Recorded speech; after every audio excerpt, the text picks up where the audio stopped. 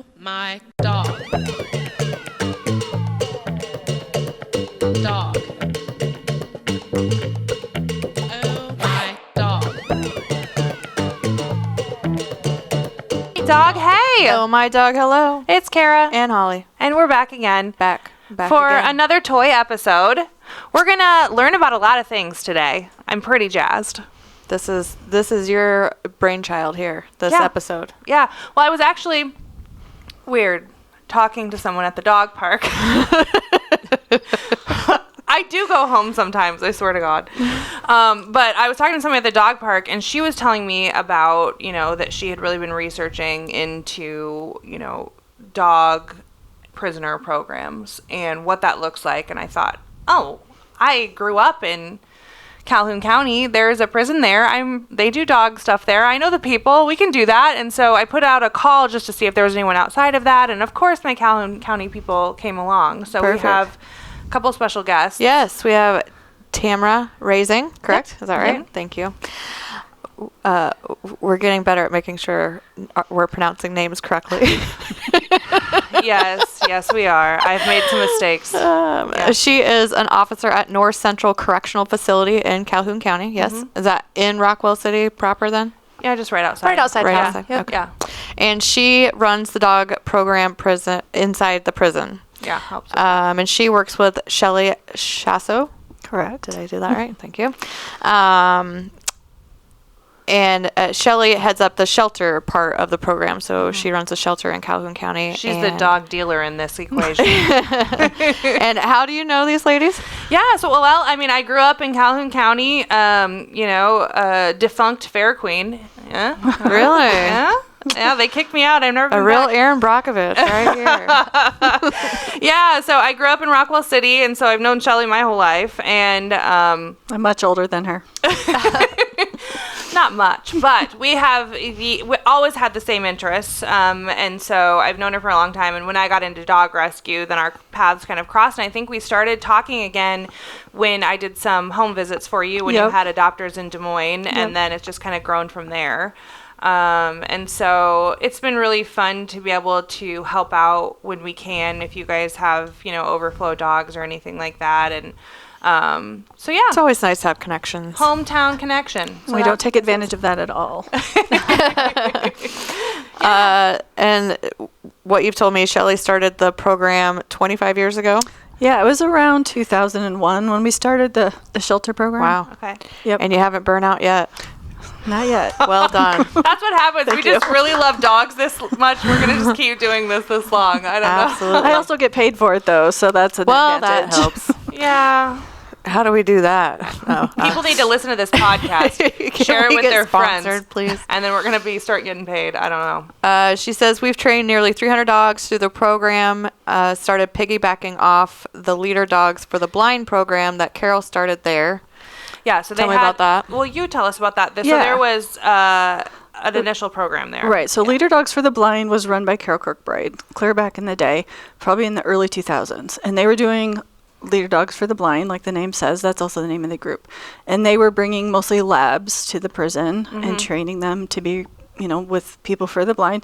And so I thought, hey, do they know I'm here? I have dogs. I have dogs, so what if they have guys who are trained but don't have a dog? Maybe they would work with us. And they agreed. And Carol agreed to take those men and handle our dogs just the same as the Leader Dogs for the Blind.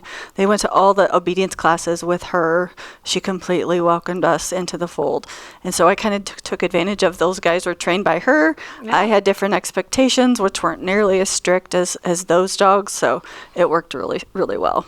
Awesome. Excellent. Yeah. True success story. Definitely. Yes. And Tamara, you actually work in the prison. Yep, I've been an officer there for several years now. Okay. So, How'd you get into that? well, As a small child. yeah, I just always dreamed of working in a prison. No, I got my bachelor's degree, and I saw they were hiring one day and took the plunge. And then I saw they had dogs, and I stayed for that cause. So How long have you been there? it'll be 7 years this September. So Wow. Okay. Cool. Excellent. Cool. This is very interesting to me as well. I'm kind of coming into this blind, so and I did that intentionally because I want to learn it all. Well, yeah. So, I've just been thinking a lot about, rehabilitating dogs, and that's what we're doing, right? We're taking them from a shitty situation and we're rehabilitating them to do what we want them to do, which is to be a good family member and a friend and a pet, right? Well, that's what's happening in prisons. So the fact that this is not like more common and like happening all the time is wild to me. And so, you know, having that conversation with the person in the dog park, I'm like, you know what? Yeah, I've heard of this. I know what's going on, and I don't understand why it's not happening more. So I thought if we could talk about what the program is doing for dogs, what it's doing for the men in the prison, and then what it's doing for the people who eventually adopt these dogs, perhaps we could like start getting some more momentum here to make this happen more in the U.S., right? So we were fortunate that we could jump in on leader dogs. They had goals. They knew how to train dogs. But I bring them a much more challenging situation because they're coming there with 8-week-old puppies. Blank slates, easy. Yeah. Teach them what you want. Yeah. I can bring them neglected, mistreated, starved, all kinds of more challenging situations. So we had to tweak some of the guys' training so they understood that because it's very, very different. And this is an all-male prison, yes? It is. All Yep. male. Okay. Yep. So it's definitely a lot more challenging. And a lot of our lifers who are still there today in that program really mentored the younger men and made sure they understood the differences. Those men are now older, and so they're kind of transitioning to a new group of men, instilling kind of their knowledge, but also they just can't physically handle some. I've sent them some super challenging dogs.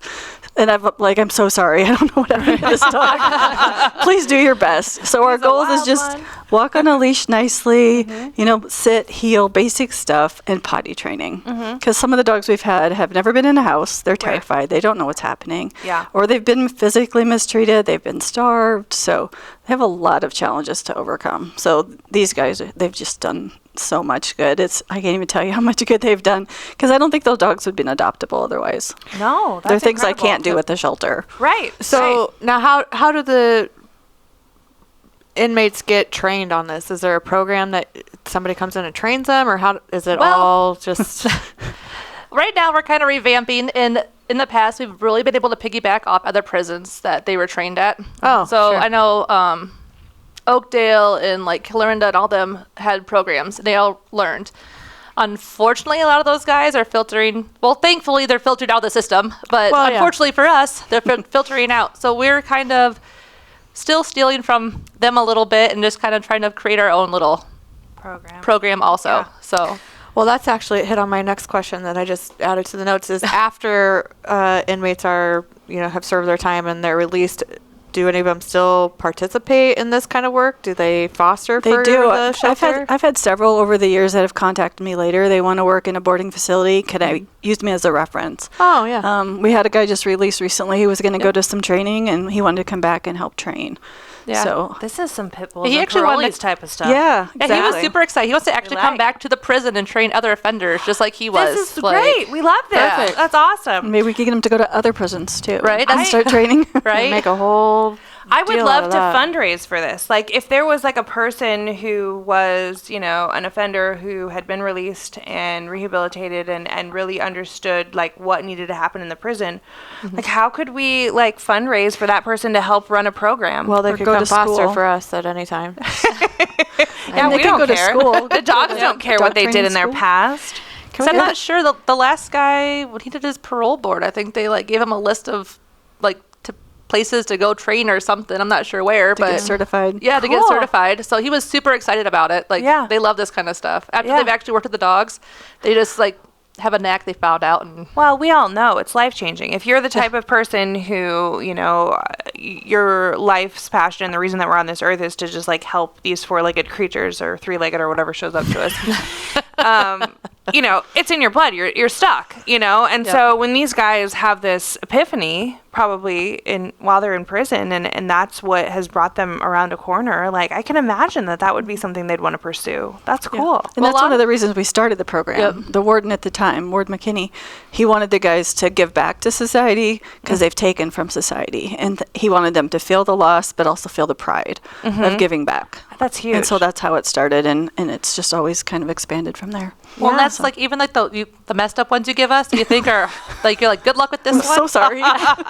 Honestly, that's their favorites because to them, they're like, it's like me. Like, I was that person. I They was the connect messed with up it. person. Yes. Like, I got a second chance. Why don't they get a second chance? So it like pushes them more to be like, you know what?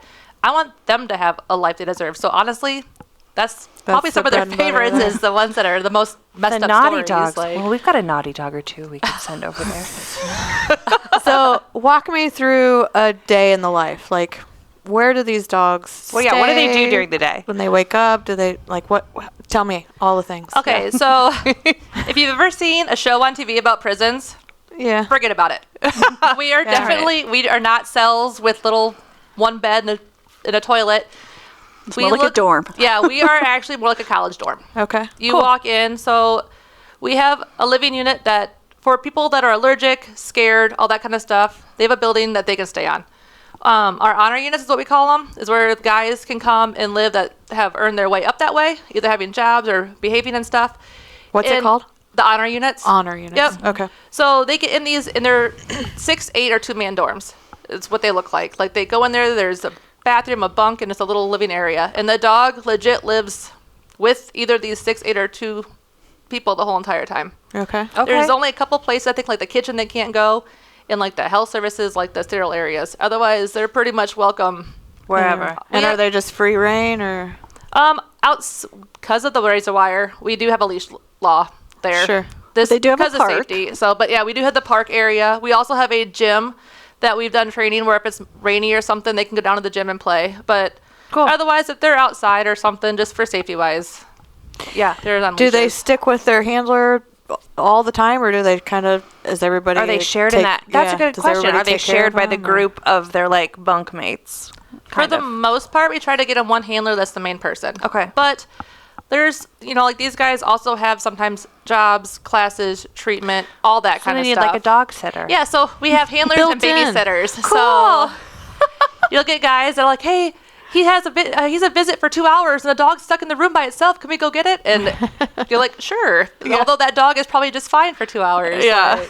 That's So- probably the only drawback of the program is the dogs are never alone. Yeah. So then So you're when they gonna get adopted by a regular family who works a little or bit goes of out for supper, separation anxiety. Yes. that can be an happens. issue. So we do try to encourage them to leave them alone, but it's easier said than done for sure. Do you bring like a kennel in if they need it for the dog, or they just stay in the area? So because we do have count times throughout the day, and at nighttime, we're opening doors in the middle of the night, and we're startling dogs, and sometimes that doesn't work the best. We do have a rule, like if you're not in there or if it's sleeping at nighttime, where we might startle someone just to put them in the kennel. Yeah, So all of that's them good. are trying to give one just for those Well, kind we of believe things. in kennel training every dog. Absolutely. and it's I- a big commitment for those guys because their rooms are small. Yeah, Yeah. they're not the, And so if they're going to have a kennel in They're there, giving up they're like giving a, up floor space. space. Yeah. Yep. But they also understand it's valuable. So, like the Greenfield tornado, that was an example I told a couple guys. Like, those dogs have to be in kennels because we're trying to find their home. Their home's been blown up. We don't know where their They're families trying are. to find their homes. So so keeping them Aw. safe in a kennel, even if it's for a couple of days, it helps them feel better. They're safer. They understand what's going on, and Better than the alternative. yeah, Yeah. it works out. Yep. They understand why it's important. Well, I mean, my dogs, not my little chihuahuas, because they don't know anything at all. Not a thought in their little They head. have no idea even anything other than that's my mama.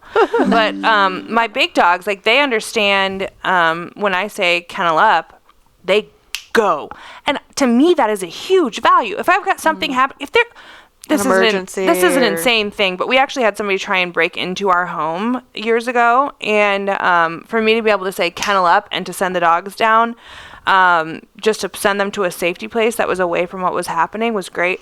Although I will say that my pit bull did thwart the break-in. He was Right. like, I was gonna say, what are you sending them away for? well, I kept the one that could go, but I didn't want my dogs to get shot. You see Well, that yeah, stuff, like that's people true. come in, like I didn't want, but Yeah. I don't know. You never just weather around in Iowa and in the U.S. like. And it's a challenge at prison because we want our dogs to bark if someone knocks on our door in the middle of the night and Right. comes blasting in there.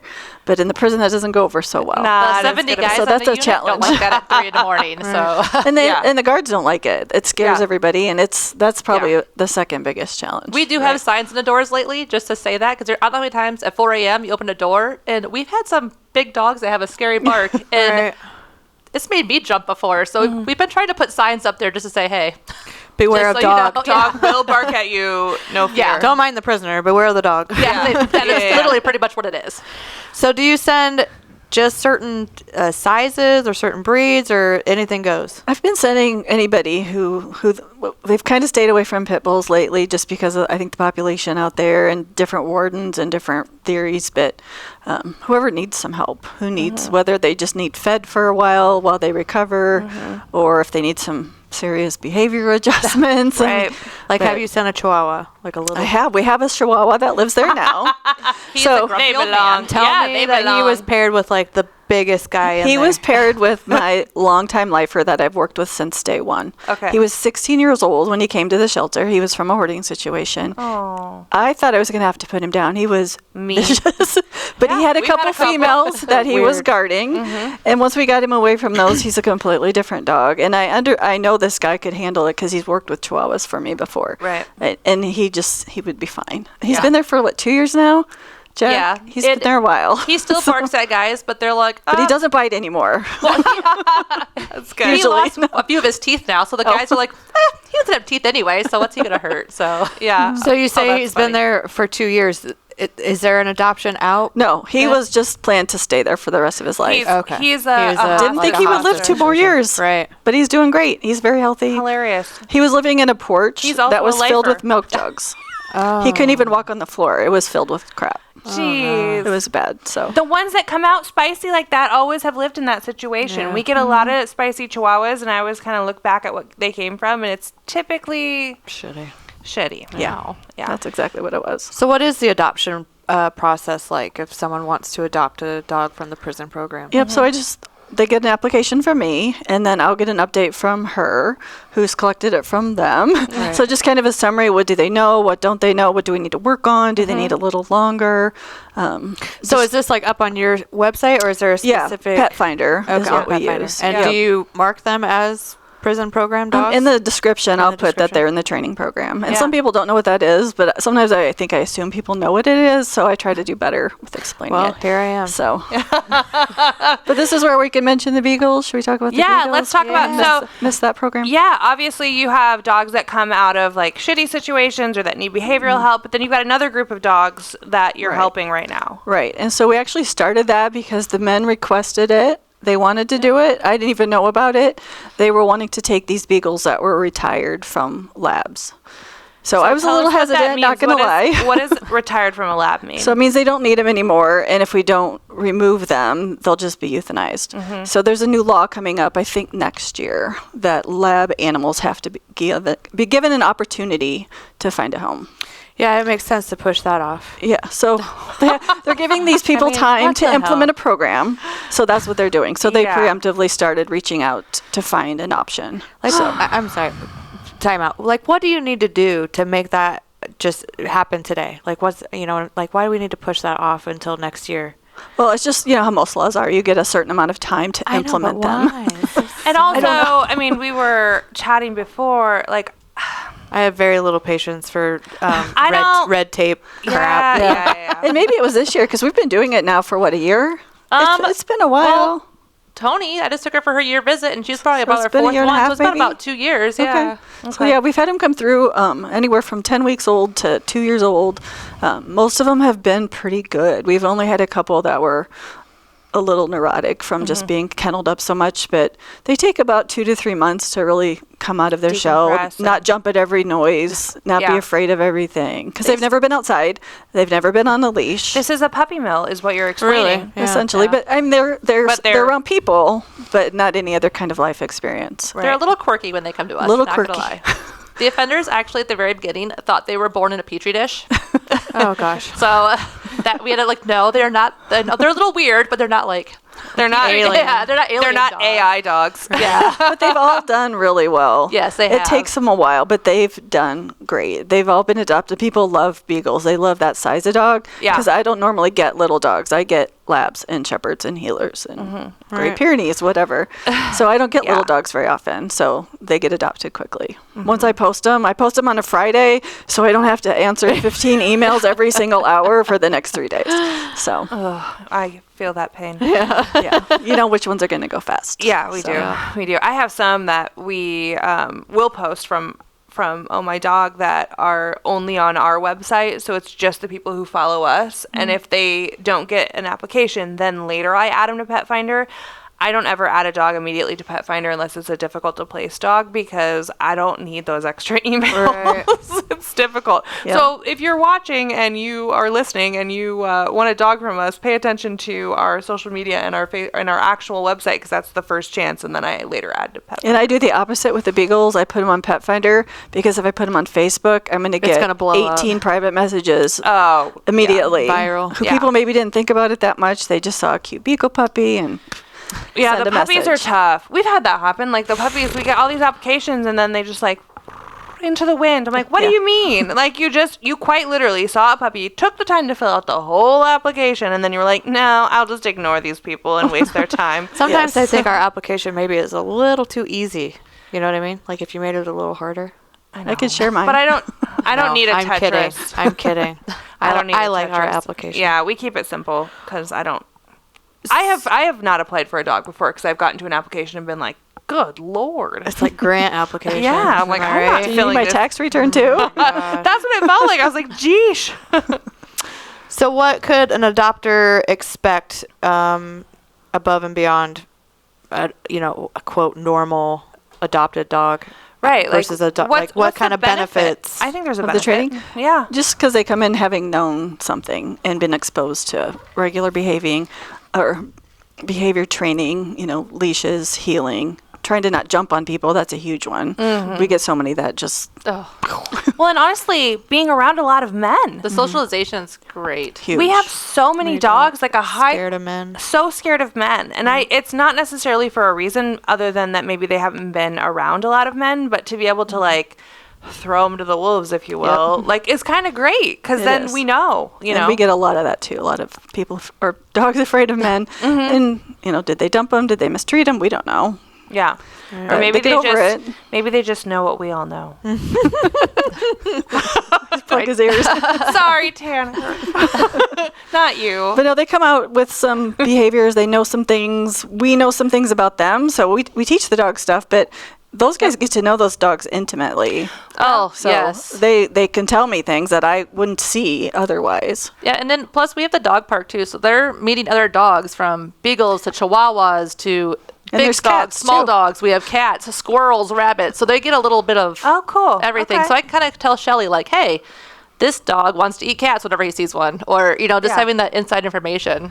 Well, it's just like the fostering, right? Like we started a foster-based rescue because we saw the value in being able to share that information with the Right. forever family, and like Make a Know good the match. dog the best. yeah. the dog. Yep. Yeah. So tell me, has it ever, in foster, we experience foster fails, like, has it ever happened? This is where my mind goes. I It's know like, what you're gonna say because I thought about like- it too.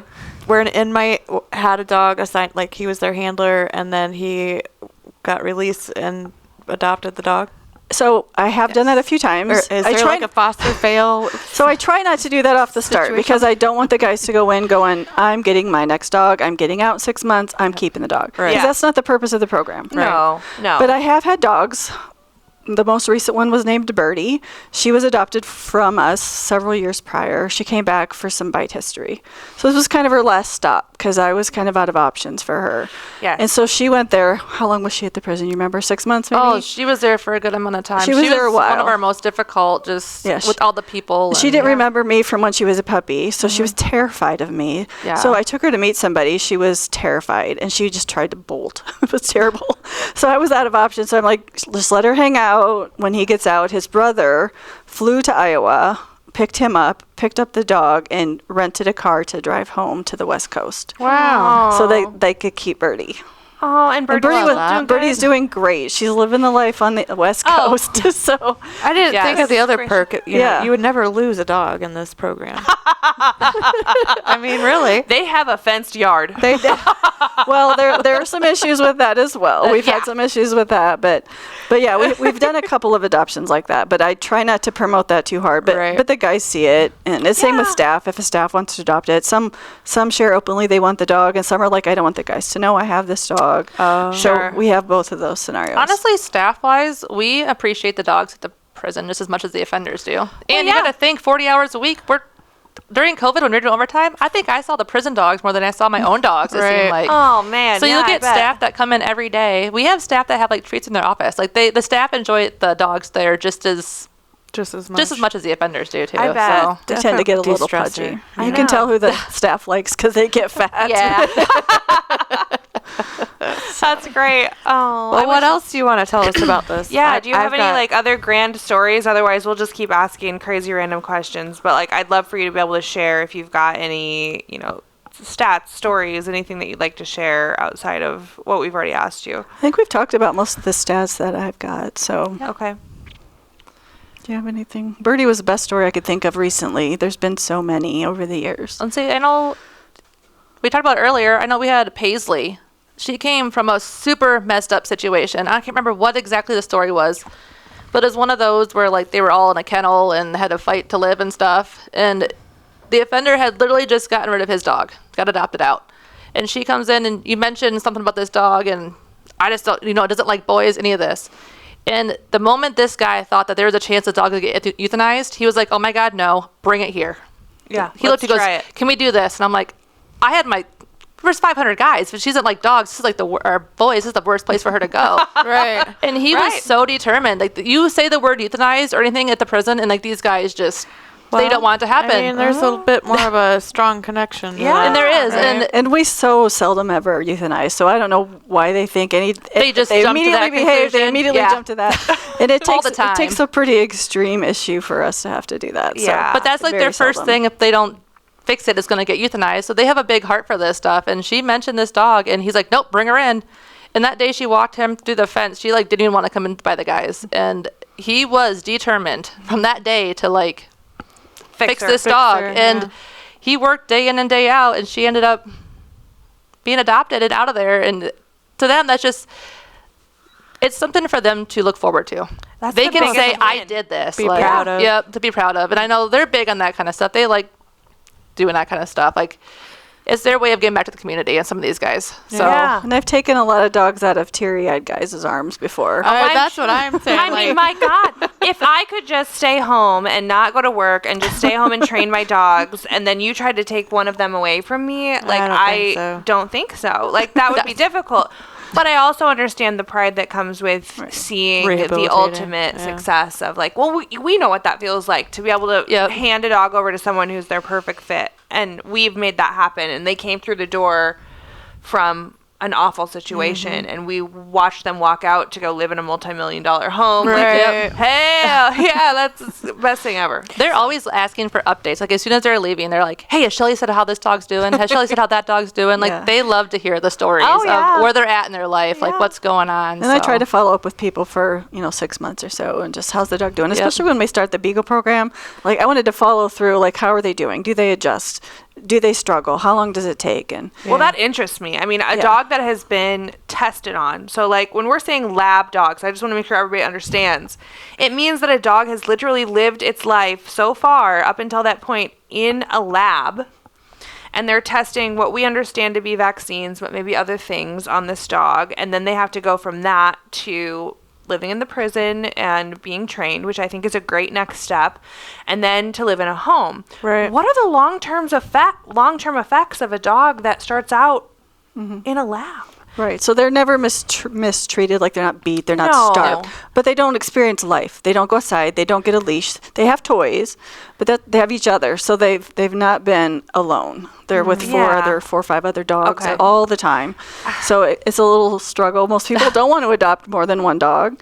So they have to get used to being by themselves. And you can tell when we have ones that were in the same pen that they already know each other and they want to stay together and stuff. So, but they've all done really, really well. I'm super happy. We've only got one right now that I'm like, I've seen a few around town, and they love their new families, and they seem to love them too. So- Rockwell are City so is resilient. just, yeah, We're gonna have a Rockwell lot of City's going beagles to in be all beagles. we do. It's crazy. I'll literally walk up and be like, is that from the prison? They're like, yeah. I'm like, oh, hey. Beagletown, USA. Now, you had done some research about the number of prison programs in the country. Yes. Limited data. You are one of how many in Iowa? Do you know? Honestly, after COVID and some of the programs not really recovering after Went that, defunct, due with people, no visitors and stuff inside the prisons and stuff. a handful. I'm not sure. Yeah, I know Shelly stuck it out with us, but I'm not sure the other programs. Well, so. we talked about that. That's a benefit of, this small a prison that's connected to this small town. Like, Shelly was not afraid to keep the program going throughout COVID and all of the unknowns and all of the things. There were some rules that came attached to that, but it kept going. Yep. Yeah. But for instance, there was a large animal rescue that potentially that they had dogs out at Mitchellville. And they shut it down in 2020, and they never started it back up, which is like a lot of things. Bars close earlier now. Things are messed up in this world. No, but honestly, I mean, there's not a lot. But so when I looked up I'll tag this in the notes for the podcast, but there's an article that was written, and it was a really in-depth study about, they call them PDPs. Is this what you call it? Prison-based dog training programs. They were getting very popular up until like the year 2020. I mean, there was getting to be more and more and more of them. So there was a TV show. Yes. Yeah. So this program or this article that I'm going to tag, and I'm going to do some more research to see if I can find better data, but like it was in 2018. And at that point, it was getting very popular. And there was 47 to 50 states, depending on the time, that were participating, but with 255 programs in the country, which is not a lot. No. And so to me, what you guys are telling me about the benefits for the dogs, the benefits for the offenders, the benefits for the public at large when they receive these dogs and they've had some training, and that, we know what to expect when we're adopting them, which is very different than if you go walk down the line at a shelter and you're looking through the kennel and you don't know what you're getting. Why aren't we doing more of this? Well, so does it require funding, or how? It's also labor intensive. Share what you want. So It is. a lot of people who are incarcerated, they may not have been raised around dogs to treat them well or train them positively. And so we need to train the guys. So you have to invest your time to do that. And that's why we're revamping our program right now, because COVID kind of lost our Joe that we had going. Momentum. We lost all that, and we lost some of our mentor groups like Leader Dogs and stuff. Mm-hmm. So that's going to fall back to us to reinstate training the guys so they know how to train the dogs. Yep. Now- So What about like vet care and dog food and things like that? yeah, so the shelter takes care of all of that. Okay. Yeah, which is still Which an we would have expense. anyway. Yeah. We would have that expense anyway. Right. So, but we only have 5 runs. So if I have a couple dogs at the shelter, and then I have 3 or 4 strays, Show I'm up. going to run out of room. Where are they So, gonna go? Yeah, Yeah. so they can go hang out there and do all their benefits, and it gives me room at the shelter. So. And you said you've got around 10 at any given time in the prison? But we have other Yeah. dogs besides mine. Yeah. So we have about 3 programs going right now for dog programs out wow. there. So Cool. we have several dogs out there at the moment. So Yeah. Great. yep.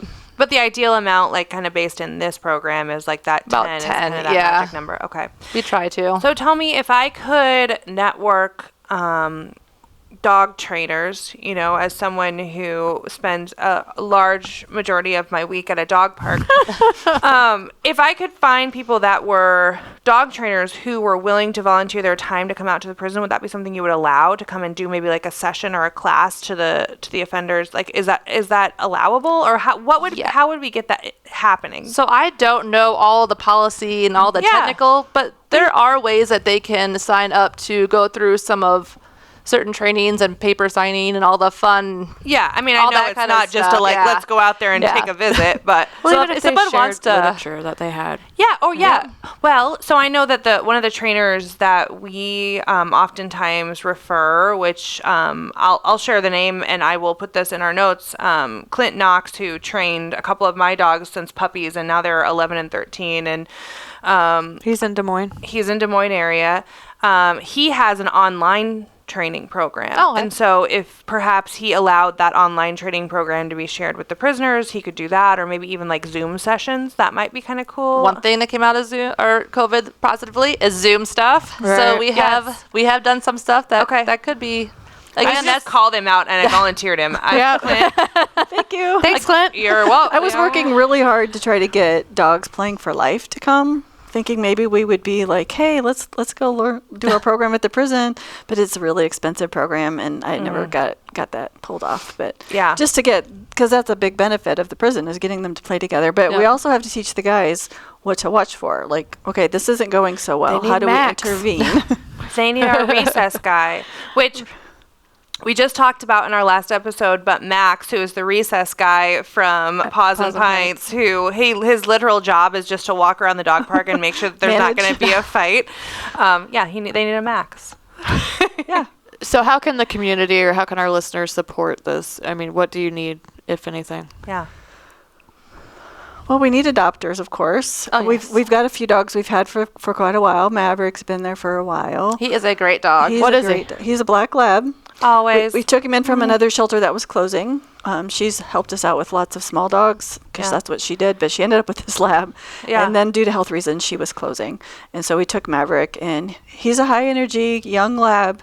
He Beautiful wants dog. to play all the time. But nobody's ever looked at him. I don't think I've It's taken the him out wildest once. thing. It's once, and Black he's a labs. great dog. It's something about black There's labs. so They're- many. They're blacklisted is what they Yeah, are. there's so many. And Tanner's going to say right now, what's the best kind of dog, Tanner?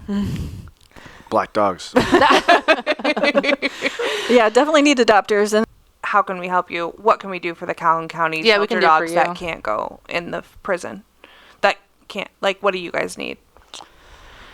really, we just need donations of food. We're looking at new supplies, new training collars, harnesses, gentle leaders, stuff like that to send with them out there. Do you have an Amazon wish list? We do. I actually just posted that today. Perfect. With Nice. some new We'll stuff share that we it. need. Yeah, we'll So share that'll it. be in there. Yeah. And then we used to get free food from all the dog food pantries that would donate their leftover food or their short-dated food, and that has stopped Dried since up, COVID. yeah. It's Oh, completely vacant. We've experienced that as well. We're running low on canned food. Yeah, Yeah, this is the we have- first year I've had to buy dog food in 20 years. Yeah. Oh, and I wow. just So- went. I I just got a dumped bag in the last car for you, bag. by the way. Don't let me forget.